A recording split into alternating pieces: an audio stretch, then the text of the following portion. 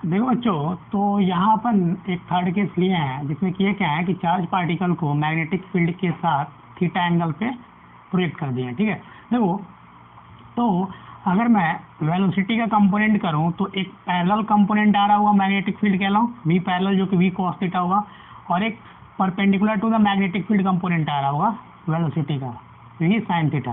देखो, हमने ये देखा था कि अगर वेलोसिटी और मैग्नेटिक फील्ड के बीच में 0 डिग्री का एंगल बनता है, मतलब पैरेलल केस आता है, तो उस केस में एफ जीरो आता है।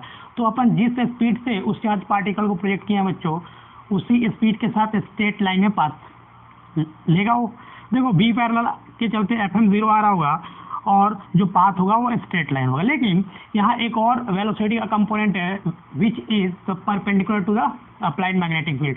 तो यहाँ देखें तो वी साइन थीटा जो है ये परपेंडिकुलर कंपोनेंट है। तो अपन देखे थे कि अगर वेलोसिटी और मैग्नेटिक फील्ड के बीच में अगर 90 डिग्री का एंगल होता है बच्चों, तो उसकी जो ट्रेजेक्टरी बनती है वो सर्कुलर बनती है। क्या बनती है? वो चार्ज पार्टिकल सर्कुलर पाथ पे ट्रैवल करता है। देखो, तो v जो परपेंडिकुलर होगा उसके चलते एफ जो आ रहा होगा वो एम बी साइन थीटा आ रहा होगा। ठीक है, और पाथ जो होगा वो सर्कुलर होगा। तो देखो, यहाँ पे पाथ जो है सर्कुलर भी है और हॉरिजॉन्टल डायरेक्शन में इसका डिस्प्लेसमेंट भी है। तो जैसे ही ये एक सर्किल कंप्लीट करेगा वैसे ही ये हॉरिजॉन्टल डिस्प्लेसमेंट ले लेगा। ठीक है, तो एक कंप्लीट सर्किल जैसे ही वो कंप्लीट करने को होगा चार्ज पार्टिकल, उस उतने टाइम के दौरान वो हॉरिजॉन्टल कितना डिस्प्लेस हो गया बच्चों, उसको बोलते हैं पिच। क्या बोलते हैं? ये है पिच। मतलब horizontal displacement travel by the charge particle in one time revolution. ठीक है, तो pitch is equal to we parallel into time period. तो ये अपन बाद में देखेंगे। देखो, तो यहाँ पे अगर रेडियस निकाले बच्चों, तो रेडियस किस कंपोनेंट के चलते क्रिएट हो रहा है? मतलब रेडियस का मतलब सर्कुलर पाथ। सर्कुलर पाथ मतलब परपेंडिकुलर कंपोनेंट ऑफ वेलोसिटी। तो M we perpendicular divided by Q V. तो वी परपेंडिकुलर की वैल्यू डाल दो तो यहाँ आ रहा होगा M B sine theta divided by Q B. ठीक है, तो इस केस में रेडियस ऑफ हेलिकल पाथ जो आ रहा है वो आ रहा है R equal to M B sine theta by Q B. ठीक है, टाइम पीरियड की बात करें बच्चों, तो टाइम पीरियड जो अपन देखे थे कि वो एक रिवोल्यूशन में कितना डिस्टेंस ट्रेवल करेगा, 2 pi r divided by v perpendicular. क्यों वी परपेंडिकुलर? क्यों? क्योंकि टाइम पीरियड किसके कॉरस्पॉन्डेंस आ रहा है? परपेंडिकुलर कंपोनेंट के लोग। तो v 2 pi r divide by v perpendicular will be, यहाँ देखो आर को लिख दो m we perpendicular divide by v perpendicular, cancel हो रहा है। यहाँ पे जो टाइम पीरियड आ रहा है वो आ रहा है 2 pi M divide by Q B. Pitch की बात कर चुके हैं। पिच जो होता है वो एक टाइम रिवोल्यूशन में हॉरिजॉन्टल कितना डिस्प्लेसमेंट ट्रैवल कर लिया उसको अपन क्या बोलते हैं बच्चों? उसको अपन बोलते हैं पिच। तो pitch is equal to we parallel into t. इसको सॉल्व करोगे तो वी पैरेलल की वैल्यू कितना है? देखो, v cos theta into t की value 2 pi m divided by Q B. ठीक है, तो देखोगे तो ये जो एक्सप्रेशन आ रहा है, ये देखो कितना आ रहा है, ये जो एक्सप्रेशन बन रहा है बच्चों वो बन रहा है पिच जो बन रहा है बच्चों, वो देखो कितना बन रहा है। जो पिच आ रहा है, अपन पिच देखें हैं तो पिच आ रहा है देखो 2 pi m v cos theta divided by Q B. देखो, इसको कैसे लिख सकते हैं? बी से मल्टीप्लाई डिवाइड कर दो, 2 पाई एम बी, ठीक है, into V cos theta divide by Q B square.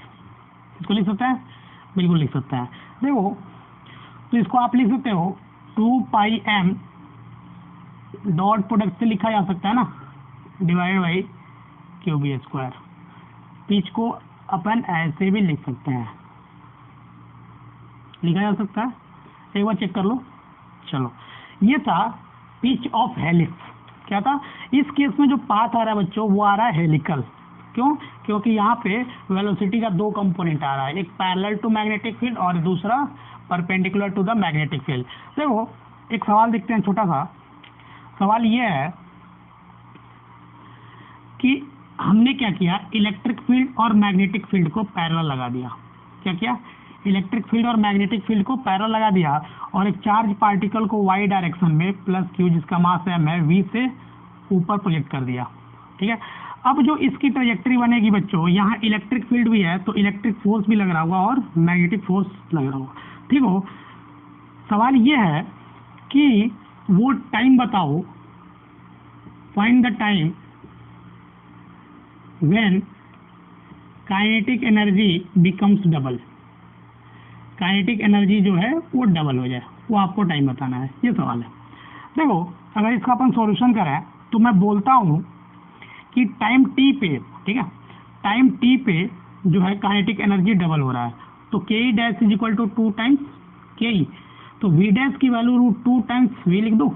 ये मतलब काइनेटिक एनर्जी डबल होने का मतलब हुआ कि उस टाइम पे जो वेलोसिटी होगा वो कितना होगा बच्चों, रूट 2v। तो देखो यहाँ पे इसकी जो ट्रेजेक्ट्री आ रही होगी वो देखो कैसे आ रही होगी, फिर इसको अपन सॉल्व करते हैं। तो देखो एक इधर कंपोनेंट आ रहा होगा vx और एक इधर v है। इधर क्यों आ रहा है, इधर एक्सेलरेशन है ax की वैल्यू कितनी है qv/m, क्योंकि इधर क्या है इलेक्ट्रिक फील्ड, ठीक है। तो किसी इंस्टेंट पे ये जो है वेलोसिटी रूट 2v हो जाता है। यहाँ तक कोई दिक्कत, यहाँ तक कोई दिक्कत नहीं। तो vx की वैल्यू कितनी आ होगा, देखो अगर मैं vx का स्क्वायर प्लस v का square is equal to root 2v का स्क्वायर लिखूंगा, तो इसको सॉल्व करोगे तो vx की वैल्यू v के बराबर होगी, ठीक है। तो vx की वैल्यू, तो vx में अगर मैं सिर्फ x में देखूं तो ax कितना है qv/m, ux कितना है 0। तो अगर इक्वेशन लगाओ vx is equal to ux plus ax into T, ठीक है बच्चों। मैंने सिर्फ क्या किया, हॉरिजॉन्टल में मोशन को कंसीडर किया, तो vx को अपन v लिखते हैं, ux 0 है qv/m इंटू टी, तो t आ रहा होगा देखो mv divided by q into e. तो ये वो टाइम होगा जब इसकी काइनेटिक एनर्जी डबल होती नजर आएगी। देखो एक और सवाल है इसी में, सवाल सेम है, थोड़ा सा चेंज ये है कि वेलोसिटी डबल हो रहा है।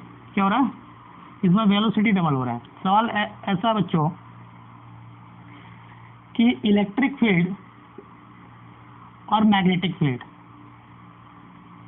हम दोनों लगा के रखे हैं, सेम केस है, हमने इसको ऐसे प्रयोग किया वी से। आपको बताना है find the time speed become double, find the time when its speed becomes double. आसान सवाल है। देखो स्पीड डबल हो रहा है, पहला स्पीड इधर और इधर vx बोल रहा हूँ, और स्पीड जो है वो डबल हो रहा है, 2v हो रहा है। तो vx की वैल्यू कैलकुलेट कर लो, vx square plus v square is equal to 2v का स्क्वायर। तो vx का स्क्वायर जो आ रहा होगा वो 3v स्क्वायर आ रहा होगा, मतलब vx की वैल्यू रूट 3v आ रही होगी ना, ये आ रहा होगा। और vx का जो इधर इलेक्ट्रिक फील्ड था, तो अगर हॉरिजॉन्टल मोशन देखें तो अपन लिखेंगे vx is equal to ux plus ax into T, ठीक है। vx की वैल्यू रूट 3v, ठीक है, 0 प्लस ax की वैल्यू qv/m इंटू टी लिख दूँ। यहाँ से अपन t अगर कैलकुलेट करते हैं तो देखो कि क्या आ रहा होगा, t आ रहा होगा root 3mv divided by q into E. This will be the time when the speed of this particle will be double, ठीक है। ये था छोटा सा सवाल जब इलेक्ट्रिक फील्ड और मैग्नेटिक फील्ड। देखो एक और सवाल देखते हैं,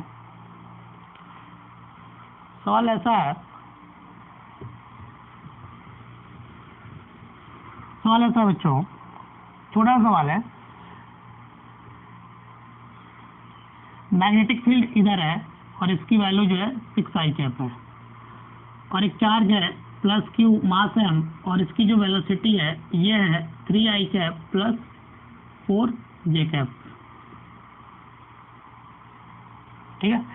यहाँ पे जो आपसे पूछा गया सवाल, वो पहला पूछा गया है फाइंड द रेडियस, इसका रेडियस बताओ। दूसरा इसका बच्चों आपको क्या बताना है, इसका टाइम पीरियड बताना है, ठीक है। तीसरा सवाल है फाइंड द फ्रीक्वेंसी, जो चौथा सवाल है बच्चों ये है फाइंड द पिच कैलकुलेट करो, और पांचवा जो है ट्रेजेक्ट्री बताओ।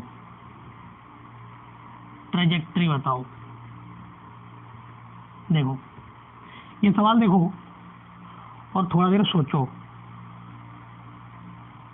देखो अगर इस सवाल को सोचोगे तो सबसे पहले यहाँ पे मैग्नेटिक फील्ड है आई कैप में, ठीक है, अलोंग एक्स एक्सिस। अगर मैं चार्ज पार्टिकल की वेलोसिटी देखूं तो दो डायरेक्शन में है, एक क्या है अलोंग एक्स मतलब अलोंग बी, आई कैप, ठीक है। तो एक अलोंग है कंपोनेंट और j cap which will be perpendicular to i cap. तो अगर मैं देखूं तो यहाँ पे जो v दिया है बच्चों वो दिया है v पैरेलल आई कैप प्लस v परपेंडिकुलर जे कैप। तो बताओ ट्रेजेक्ट्री कैसे बनेगी। अपने को पता है कि एक जो है कंपोनेंट पैरेलल है और दूसरा परपेंडिकुलर है, तो पैरेलल के चलते तो ट्रांसलेटरी मोशन हो रहा होगा और परपेंडिकुलर उसको सर्किल में घुमा रहा होगा, मतलब दोनों का जो कॉम्बिनेशन होगा वो हेलिक्स होगा।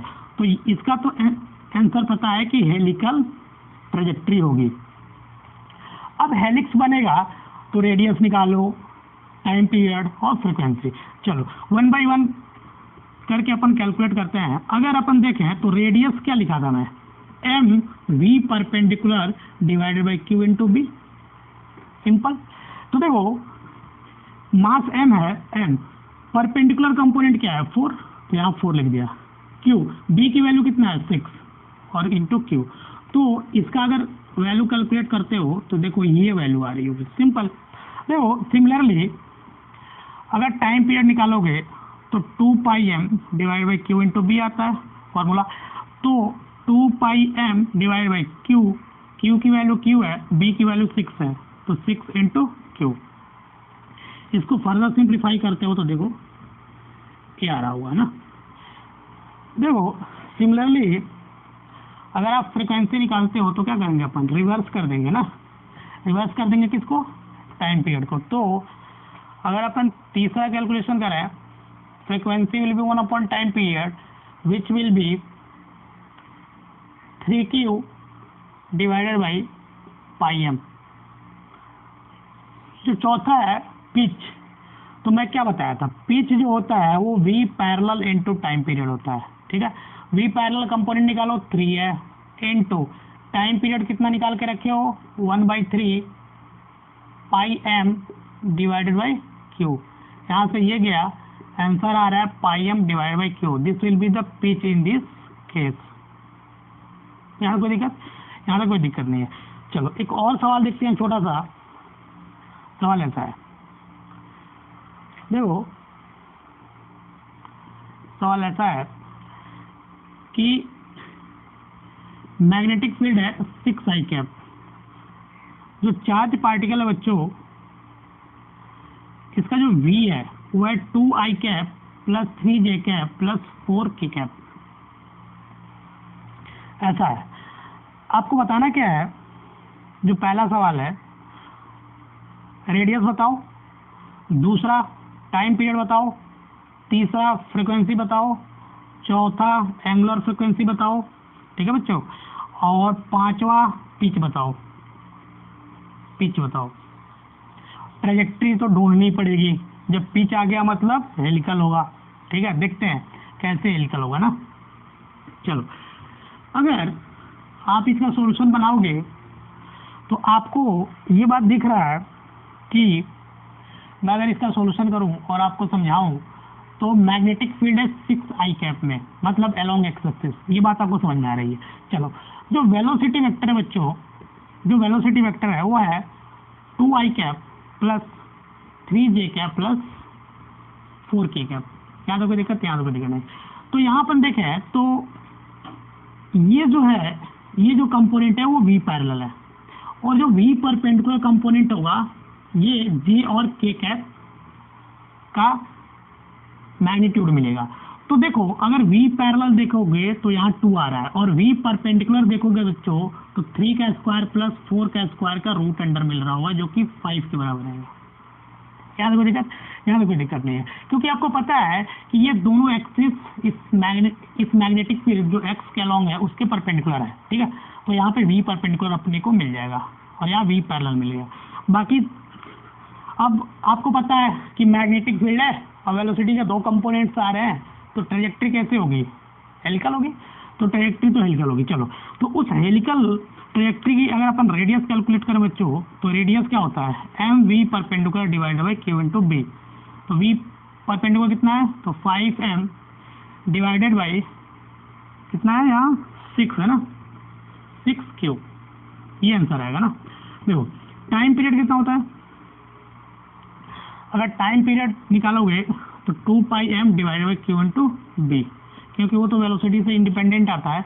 तो यहाँ निकालोगे तो देखो क्या मिल रहा होगा, 2πm डिवाइडेड बाई 6b, इसको निकालोगे तो 1/3 πm डिवाइडेड बाई q ना, b की वैल्यू डाल दिया ना, तो यहाँ q आएगा। चलो तीसरा सवाल देखो, तीसरा में क्या है, फ्रीक्वेंसी बताओ। तो frequency is equal to 1 time period is equal to 3q divide by πm। चौथा, इस बार मैंने ओमेगा पूछ दिया, तो omega is equal to 2π/t is equal to 2π into f. जो एफ निकाले हो उससे 2π से मल्टीप्लाई कर दो, 2π, ठीक है, 3q डिवाइड बाई πm। यहाँ से ये गया, क्या आ रहा होगा 6q/m, क्या रहा होगा ना, चेक करो। अगर पिच कैलकुलेट करने जा रहे हो बच्चों, तो पिच क्या होता है, वी पैरेलल इंटू टी। तो कैलकुलेट कर लो, वी पैरेलल कितना है 2 इंटू टी की वैल्यू कितनी है, देखो यहाँ टी निकाल के रखे हो, πm डिवाइड बाई 3q। तो ये आंसर आ रहा होगा ना। ये था छोटा सवाल, कोऑर्डिनेट अगर अपने को दे दे वेलोसिटी का और मैग्नेटिक फील्ड का, तब अपन कैलकुलेशन कैसे करते हैं, ठीक। देखो अब अपन जो अगला पॉइंट डील करने जा रहे हैं वो है motion of charge particle in a particular confined magnetic field. मतलब इस बार जो मैग्नेटिक फील्ड है वो कन्फाइंड रीजन में है, तब अपन मोशन ऑफ चार्ज पार्टिकल देखेंगे। जो टॉपिक है वो है motion of charge particle in limited magnetic field, ठीक है बच्चों। चलो देखो, मान लो कि एक मैग्नेटिक फील्ड है जो ऐसे लिमिटेड है, ऐसे इनवर्ड है मैग्नेटिक फील्ड, इसी रीजन में वो लिमिटेड है और इसका जो विड्थ है वो d है। मैं क्या कर रहा हूँ, एक चार्ज पार्टिकल ऐसे आता है, सॉरी ये यहाँ क्रॉस नहीं कर रहा है, ठीक है, ऐसे आता है और इसको जस्ट टच करते हुए ऐसे निकल जा रहा है ना। एक है जो ऐसे निकल रहा है, ठीक है बच्चों, ऐसे एक चार्ज पार्टिकल। तो मैं इसको बोल रहा हूँ फर्स्ट, इसको सेकंड, और एक बाहर निकल रहा है थर्ड। यहाँ तो कोई दिक्कत, यहाँ तो कोई दिक्कत नहीं है। देखो इसकी रेडियस बन रही होगी यार और इसकी रेडियस आर में, यहाँ अपन देखें तो R is equal to formula अपने पास mv/qb, ये बात अपने को पता है, ठीक है। चलो अगर इस रेडियस की वैल्यू कम है इसके विड्थ से, पहला केस दे रहा हूं, अगर कम है किससे, इससे, तो जैसे इससे कम होगा बच्चों तो ये केस बन रहा होगा, तो फर्स्ट सेमी सर्किल बन रहा होगा। तो फर्स्ट वाला जो है वो सेमी सर्किल अपने को मिल रहा होगा। यहाँ तक कोई दिक्कत, यहाँ तक कोई दिक्कत नहीं होगा। अगर बच्चों अपन ऐसा कर दें, देखना, अगर पॉइंट को ऐसे लिख दिया तो ये कौन सा केस बनेगा, देखो सेकंड नंबर, मतलब particle just completes the semicircular track, semi circle. लेकिन अगर आर की वैल्यू ग्रेटर देन डी है, तो इससे क्या होगा, particle emerge out from second boundary, second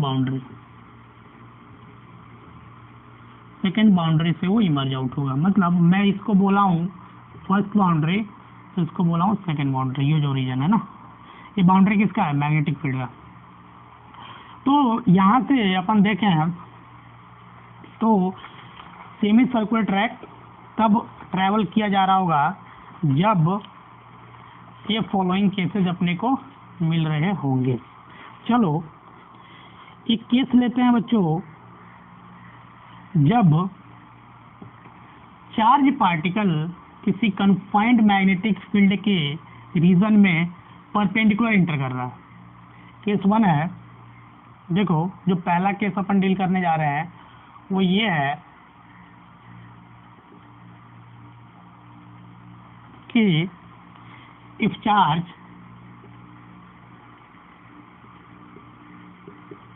enters at 90 degree,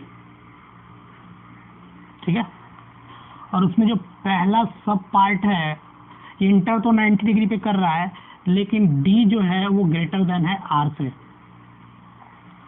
ठीक है। तो इस केस में देखना, अपन देखे थे सेमी कर्व बनेगा, सेमी सर्कुलर कर्व बनेगा या ट्रैक बनेगा, सेमी कर्व बनेगा ना, सेमी कर्व बनेगा, ये बात अपन देख चुके हैं। देखो मान लो कि ये मैग्नेटिक फील्ड है, ये मैग्नेटिक फील्ड, इतने रीजन में मैग्नेटिक फील्ड है, ये बात अपने को पता है, जो कि इनवर्ड है। हो क्या रहा है, यहाँ पे एक चार्ज जो है इंटर कर रहा है, इसका मास m है, ये v वेलोसिटी से इंटर कर रहा है। जैसे यहाँ इंटर करेगा, इस पे फोर्स लगेगा, v इधर और मैग्नेटिक फील्ड नीचे, तो इस पे अपवर्ड फोर्स लगेगा। जैसे ही अपवर्ड फोर्स लगेगा तो इसकी ट्रैजेक्टरी कुछ ऐसे बनेगी, ठीक है, ऐसे निकलेगा ये। थोड़ा सा मैग्नेटिक फील्ड का रीजन बढ़ा लो, ठीक है, तो ये ऐसे निकल रहा होगा, कोई दिक्कत नहीं है। यहाँ से यहाँ तक मैं इसकी रेडियस होगी सर्कुलर ट्रैक की, कोई दिक्कत नहीं है। अपने को पता है कि मैग्नेटिक फील्ड है सिर्फ, तो जिस वेलोसिटी से इंटर करेगा वहीं से ये इमर्जेस आउट हो रहा होगा ना, ये बाहर निकल रहा होगा। और इसका जो विड्थ है वो डी है। देखो यहाँ पे आर जो है वो डी से कम है, तो इस केस में सेमी सर्कुलर ट्रैक बन रहा होगा चार्ज पार्टिकल का, सेमी सर्कुलर ट्रैक बन रहा होगा ऐसे। यहाँ तो कोई दिक्कत, यहाँ तो कोई दिक्कत नहीं है। इसमें कुछ अगर केसेस अपन डील करें, जो पहला सवाल आपसे इसमें पूछा जा सकता है वो ये पूछा जा सकता है बच्चों कि आप बताओ कि सेंटर कहाँ है, तो आप बोलोगे centre of circle lies on boundary पे लाई कर रहा है ना, देखो सेंटर यहाँ लाई कर रहा है, बाउंड्री पे लाई कर रहा है सेंटर, और R is equal to mv by QB, ये होता है अपने को पता है। चलो अपन डेविएशन की बात करें बच्चों, डेविएशन क्या होता है, चलो जो दूसरा अपन निकालने जा रहे हैं पार्ट है वो है डेविएशन का। अगर आपसे कोई पूछता है कि डेविएशन क्या है, डेविएशन को मैं थीटा से दिखा रहा हूँ यहाँ। देखो डेविएशन का मतलब हुआ कि चार्ज पार्टिकल कहाँ से इंटर किया और यहाँ से इमर्जेस आउट हो रहा है। तो देखो इधर इंटर किया और इधर आ रहा है, तो डेविएशन देखो इधर इंटर किया, ठीक है, और ऐसे निकल गया, तो डेविएशन कितना का हुआ, देखो 180 डिग्री ना। तो यहाँ पे डेविएशन देखोगे तो 180 डिग्री का हो रहा है डेविएशन, क्योंकि ऐसे गया, इंटर किया v स्पीड से और ऐसे बाहर निकल गया। तो जो डेविएशन मिल रहा है बच्चों वो कितने का मिल रहा है, इसको अगर जोड़ोगे तो देखो, इसको अगर जोड़ते हो तो देखो यहाँ इंटर किया था और इसी पॉइंट से इधर निकल गया। तो ये थीटा कितना है, pi is equal to 180 degree. तो this is the deviation in this case ना। देखो अगर पूछा है कि इस चार्ज पार्टिकल ने मैग्नेटिक फील्ड में कितना टाइम स्पेंड किया होगा, मतलब कितना देर तक मैग्नेटिक फील्ड में ये चार्ज पार्टिकल रहा होगा, तो देखो इसको कैसे निकालेंगे, time spent in magnetic field. अगर ये सवाल पूछता बच्चों तो अपने को पता है कि यहाँ पे जो एंगल बन रहा है वो कितना बन रहा है, पाई बन रहा है ना। तो अपने को पता है कि 2 पाई जब होता है कंप्लीट तो टी आता है, तो पाई के करस्पॉन्डिंग कितना आएगा, t/2। क्या कोई दिक्कत। तो जो टाइम स्पेंड होगा उसको मैं स्मॉल टी से दिखा रहा हूँ, तो टाइम स्पेंड जो आएगा वो t/2 आ रहा होगा। और t/2 कितना होता है, 2 pi m divide by Q B into 2, ये कटा। टाइम स्पेंड इस केस में pi m divide by Q into B आ रहा है, क्योंकि हमने को पता है कि अगर charge particle complete circle complete करता तो कितना वो कितना एंगल ट्रेवल करता, 2 पाई मतलब 360 डिग्री। तो पाई के कॉरस्पॉन्डिंग कितना टाइम लिया होगा, तो पाई डिवाइड बाई क्यू। चलो जो अगला सवाल आपके मन में आ सकता है वो ये आ सकता है कि इस चार्ज पार्टिकल ने बच्चों कितना डिस्टेंस ट्रेवल किया। तो देखो डिस्टेंस की बात करें तो ये यहाँ से यहाँ तक, मतलब अगर मैं यहाँ ए बोलूँ और यहाँ बी बोलूँ तो डिस्टेंस ट्रेवल, तो जो डी पार्ट है वो है total distance travelled in magnetic field. तो ये देखो आर्क लेंथ होगा, तो इसको मैं डी से दिखा रहा हूँ, तो डी इज इक्वल टू ये जो आर्क होगा ए बी ये होगा। और अपने को पता है कि आर्क इज इक्वल टू क्या होता है, एंगल इंटू रेडियस, तो पाई इंटू आर। ठीक है, तो पाई इंटू आर की वैल्यू कितना होता है, M B by Q B.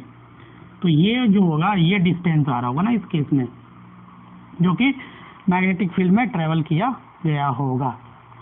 देखो अगर अपन डिस्प्लेसमेंट की बात करें, किसकी बात करें बच्चों, डिस्प्लेसमेंट की। चलो चार्ज पार्टिकल ने कितना डिस्प्लेसमेंट लिया, तो जो ई पार्ट है वो है डिस्प्लेसमेंट का। तो देखो डिस्प्लेसमेंट अगर एक्स में देखें बच्चों, एक्स डायरेक्शन में, तो कितना ट्रेवल किया, आर के बराबर। अगर अपन वाई डायरेक्शन में देखें हैं, वाई डायरेक्शन में, तो ये देखो ये वाई डायरेक्शन में देखें हैं तो ये टोटल कितना, आर और आर 2r। तो वाई डायरेक्शन में जो डिस्प्लेसमेंट होगा वो 2r होगा, मतलब 2r is equal to M B by Q B लिख लो, यह डिस्प्लेसमेंट। इसको स्टेम बोलोगे ना। चलो ये केस तो आपको आसानी से समझ में आ गई होगी जब क्या होगा कि ये केस मिल रहा होगा। देखो अपन यहाँ देखे थे कि अगर d जो है ग्रेटर देन r है तो सेमी सर्किल बनेगा, सेमी सर्किल बन रहा होगा। अगर d तो जस्ट सेमी सर्किल बन रहा होगा, ठीक है, जस्ट सेमी सर्किल बन रहा होगा। अगर r is greater than d है तो क्या होगा, emerged, charge particle emerge out from another boundary. जिस बाउंड्री से एंटर करेगा उसको छोड़ के दूसरे बाउंड्री से क्या करेगा, इमर्ज कर जाएगा ना, कोई दिक्कत, emerge from emerge out from another boundary. चलो कोई दिक्कत नहीं है। चलो इसका दूसरा नंबर केस डील करते हैं। जो दूसरा नंबर केस है बच्चों वो है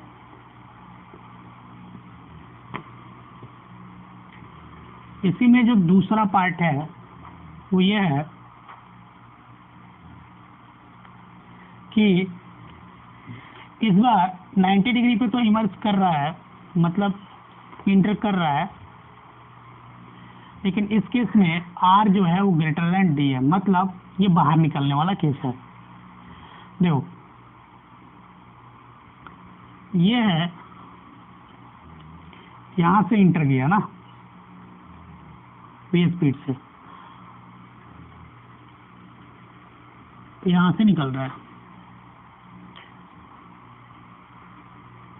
ये है, यहाँ से निकल रहा है ना v फाइनल। कोई दिक्कत? देखो ये इसका ट्रैक है, मैग्नेटिक फील्ड मैंने बनाना भूल गया, ये इनवर्ड ही है, तभी ट्रेजेक्ट्री अपवर्ड आएगी ना, तभी फोर्स अपवर्ड लगेगा। चलो यहाँ तो कोई दिक्कत, यहाँ तो कोई दिक्कत। देखो ये ऐसे एंटर किया और यहाँ से निकल रहा है। देखो अगर जस्ट यहाँ इसको मिलाते हो तो ये आर होगा, यहाँ मैं सेंटर मान रहा हूँ।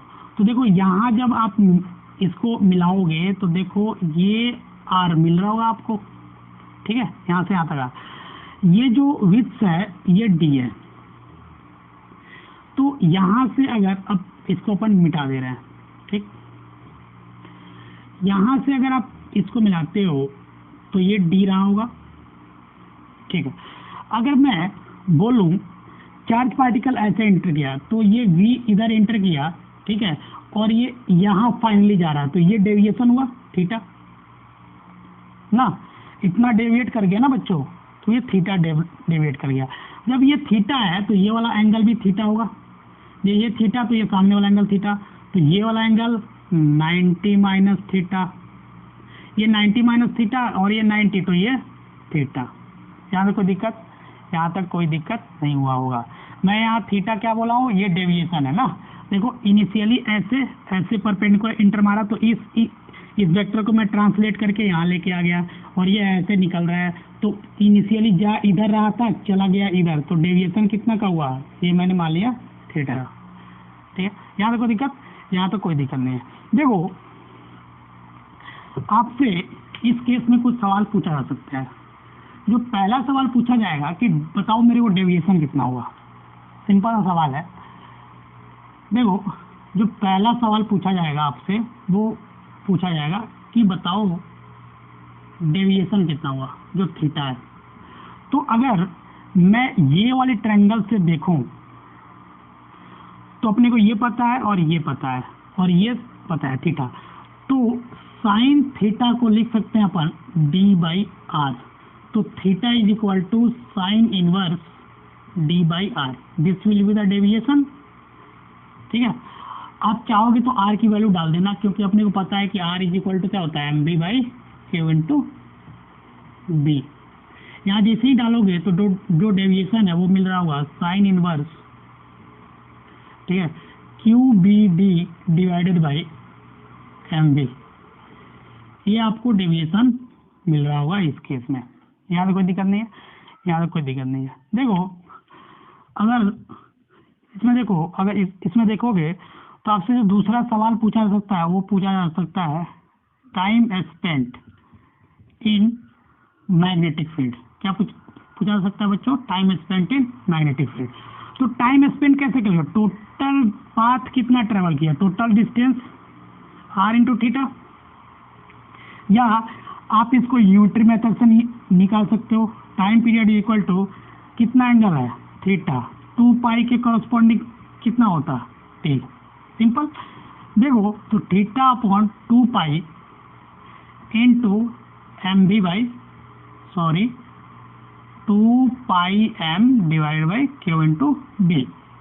2 पाई से 2 पाई गया, तो इस केस में जो टाइम पीरियड मिल रहा है बच्चों वो मिल रहा है थीटा, ठीक है, M divided by Q into B, ये मिल रहा है ना।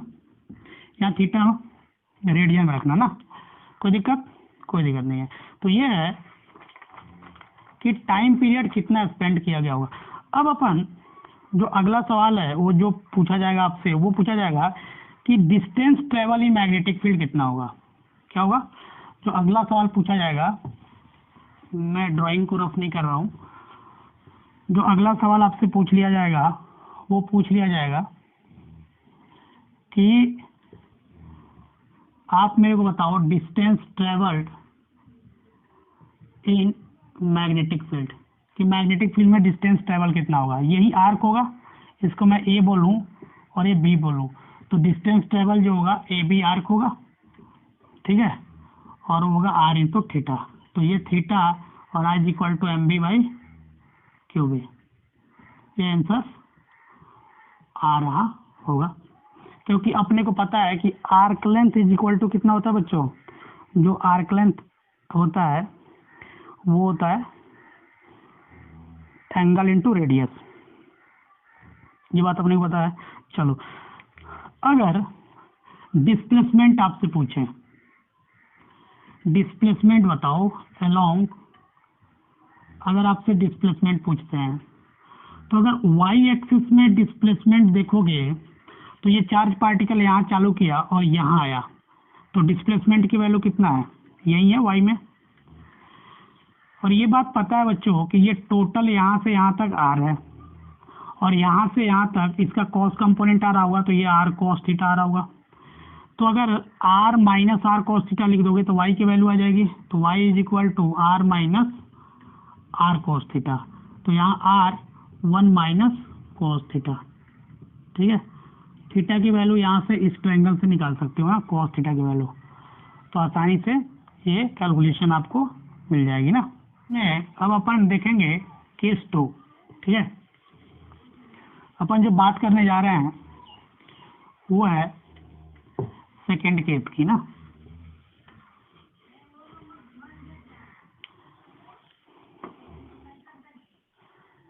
अगर अपन केस 2 देखें बच्चों, तो if charge particle doesn't enter at 90 degree, अगर चार्ज पार्टिकल जो है मैग्नेटिक फील्ड से 90 डिग्री पे इंटर नहीं करता है तब, जैसे मान लो जो पहला केस है वो है, अगर मान लो चार्ज पार्टिकल ऐसे इंटर कर रहा है, ये है मैग्नेटिक फील्ड इस रीजन में, और जो चार्ज पार्टिकल है बच्चों वो इस बार ऐसे इंटर कर रहा है, अगर ऐसे इंटर कर रहा है तो ये थीटा से यहाँ इंटर कर रहा है, जैसे ही ये थीटा से इंटर कर रहा होगा तो यहाँ इमर्ज भी थीटा से निकल रहा होगा। तो इस केस में जो पाथ बन रहा होगा वो ऐसा बन रहा होगा, ऐसा पाथ ले रहा होगा। तो अगर यहाँ से आप इसको मिलाते हो यहाँ से, तो यहाँ ये क्रॉस कर रहा होगा वो सेंटर होगा, ये रेडियस होगा, ये रेडियस होगा, ठीक है। देखो ये थीटा है तो ये थीटा होगा, ये क्या होगा, ये 90 माइनस थीटा, ये 90 माइनस थीटा, तो ये वाली वैल्यू कितनी होगी, देखो ये हो जाएगा 90 माइनस थीटा, तो ये थीटा, सिमिलरली ये थीटा, तो ये टोटल एंगल कितना बना, ये टोटल एंगल बना 2 थीटा। यहाँ पे कोई दिक्कत, यहाँ तक कोई दिक्कत नहीं है। मैं यहाँ से यहाँ तक x बोलता हूँ और ये जो है y डिस्टेंस डिस्प्लेसमेंट ट्रेवल किया होगा।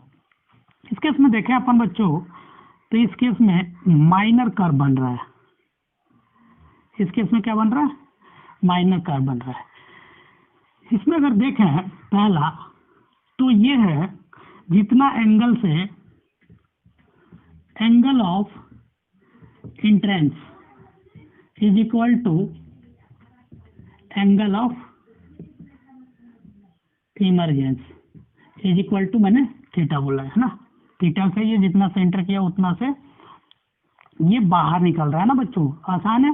देखो अगर सेंटर की बात करें तो जो दूसरा पॉइंट है वो है centre lies outside the magnetic field, magnetic field से आउटसाइड में सेंटर लाई कर रहा है। यहाँ जो जो अपने को ऑब्जर्वेशन है उसको अपन लिख रहे हैं। अगर आपसे पूछा जाए कि टाइम स्पेंड कितना हुआ तो क्या बताओगे, बताओ। अगर आपसे कोई टाइम स्पेंड कैलकुलेट करा ले, time spent in magnetic field calculate करा दो, तो टाइम पीरियड कितना आएगा, 2 theta upon 2 pi into T. T is equal to 2 theta divide by 2 pi into 2 pi M divide by Q into B. 2 pi से 2 पाई गया तो टाइम पीरियड आ रहा है 2 theta M divide by Q into B. Simple unitary method जो अपन देख चुके हैं पहले ना। सिमिलरली अगर आपसे कोई डिस्टेंस ट्रेवल कैलकुलेट करा रहा है तब कैसे करोगे? अगर आपसे कोई distance travel in magnetic field, distance travel कितना किया, इसको ये बोलो और इसको बी बोलो, आर्क लेंथ। तो डिस्टेंस ट्रेवल जो होगा वो आर्क लेंथ होगा, ठीक है। और जो आर्क लेंथ आएगा बच्चों वो कितना होगा, आर इंटू 2 थीटा। तो यहाँ लिख देना 2r इंटू थीटा, और आर की वैल्यू डाल भी सकते हो 2r is equal to M B by Q B into theta. तो ये आ रहा होगा डिस्टेंस ट्रेवल। अगर अपन स्पैन की बात करूं अलोंग वाई एक्सिस और एक्स एक्सिस, तो देखो क्या आ रहा होगा।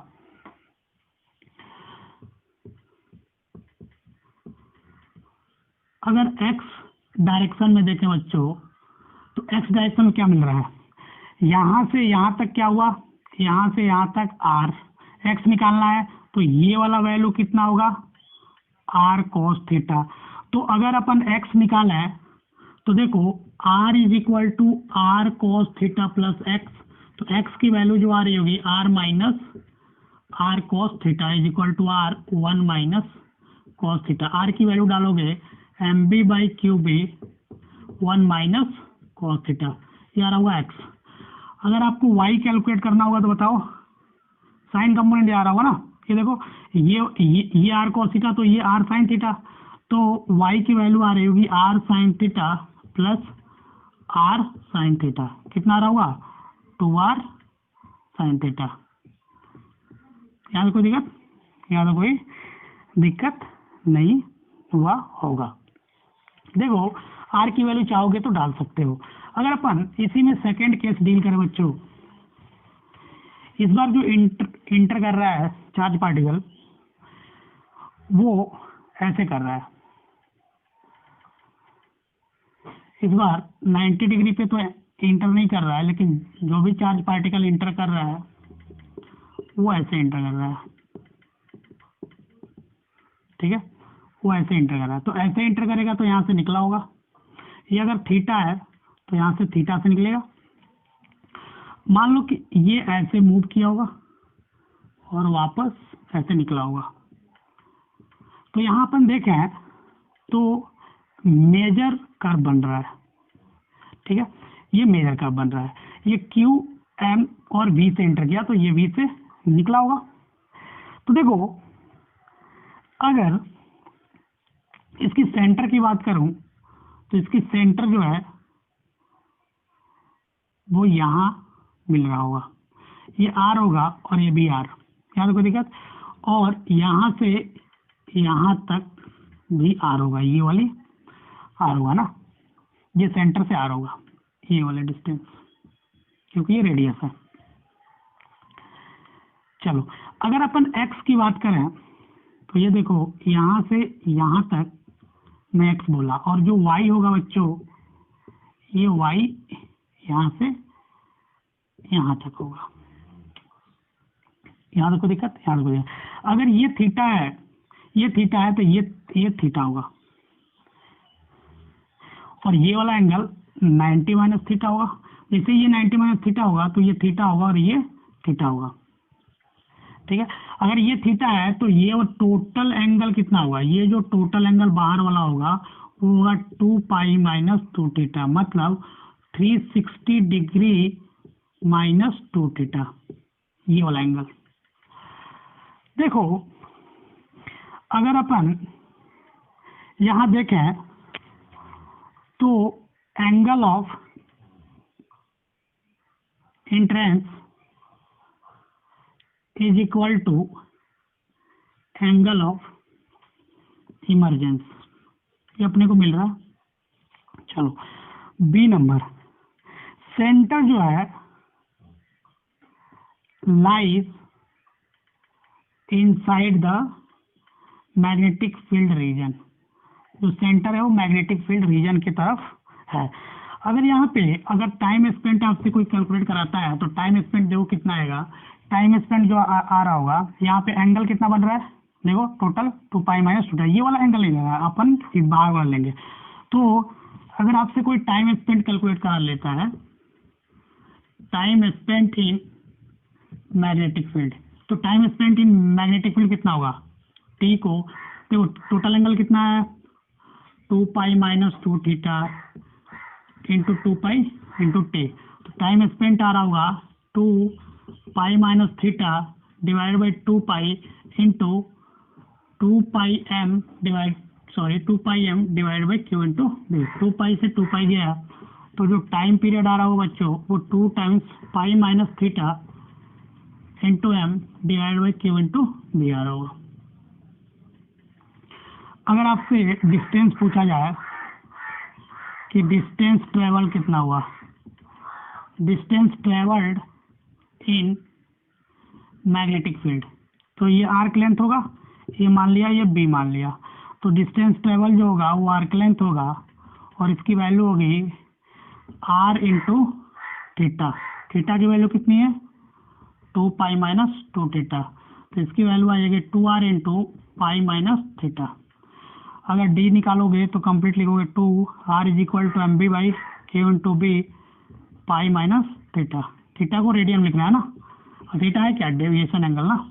चलो अगर अपन स्पैम को कैलकुलेट करें तो देखो स्पैम क्या आ रहा होगा, ई नंबर जो है वो है स्पैन। देखो अगर देखें डिस्प्लेसमेंट अलोंग एक्स एक्सिस, अगर एक्स एक्सिस में डिस्प्लेसमेंट देखते हो तो देखो ये डिस्टेंस प्लस आर, तो ये वाला डिस्टेंस कितना होगा आर कॉस थीटा, यहाँ से आर कॉस थीटा यहाँ से यहाँ तक हुआ r cos theta into r, sorry plus r, तो ये जो एक्स आ रहा होगा वो r plus r cos theta is equal to r 1 plus cos theta आ रहा होगा। सिमिलरली अगर वाई निकालोगे तो वाई की कितना आ रहा होगा, देखो अगर वाई निकालोगे तो वाई की वैल्यू 2r साइन थीटा आ रही होगी ना, तो सिंपल वाई को निकाल सकते हो। तो जो वाई आ रहा होगा बच्चों वो क्या आ रहा होगा, अगर यहाँ वाई निकालते हो तो वाई जो होगा वो r sine theta plus r sine theta is equal to 2r sine theta आ रहा होगा।